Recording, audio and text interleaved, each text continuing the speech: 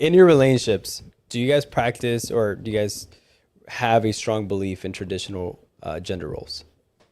Is that something that is guided within your relationship, right? Can you say that you're full on feminine in your relationship and your partner's full on masculine?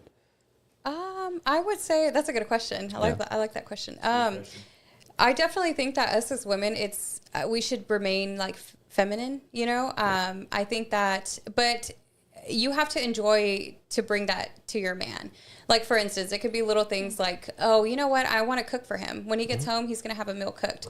But you want to be able to do that. And that falls right back on, he needs to lead. He needs to be the mask. He needs to be the leader. So that kind of like little things like that, like, you know what? I'm just going to do small gestures. Like, you know, I'm going to do your laundry. I'm going to fold your stuff and make sure it's put up. I'll put your work clothes out for you. Little things like that. I think we need to make sure we maintain ourselves.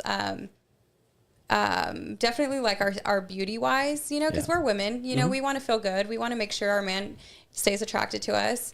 But you have to want to do that for your man. Yeah. You know, there's a sense and an urge to do that. Like sometimes I don't do it all the time, but with Brian, like, I'm like, you know what? I'm going to put it could be a small gesture as putting his work clothes out for him so he's not scrambling in the morning to find it. Mm-hmm. It's a want.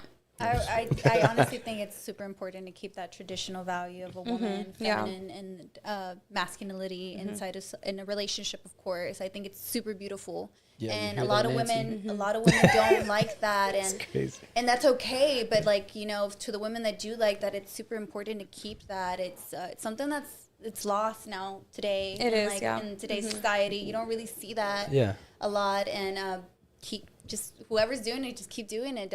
Why do you think women are a little bit more masculine rather than feminine? What do you think the reason is?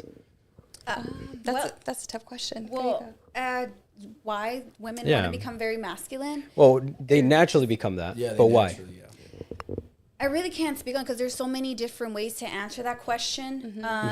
Either continuous, like, men keep doing them wrong and they're just like, you know what, there's just no other way to that's true. Or it's because, you know, they can't find that kind of man, so they're deciding, or, you know, there's just a lot of ways to answer that.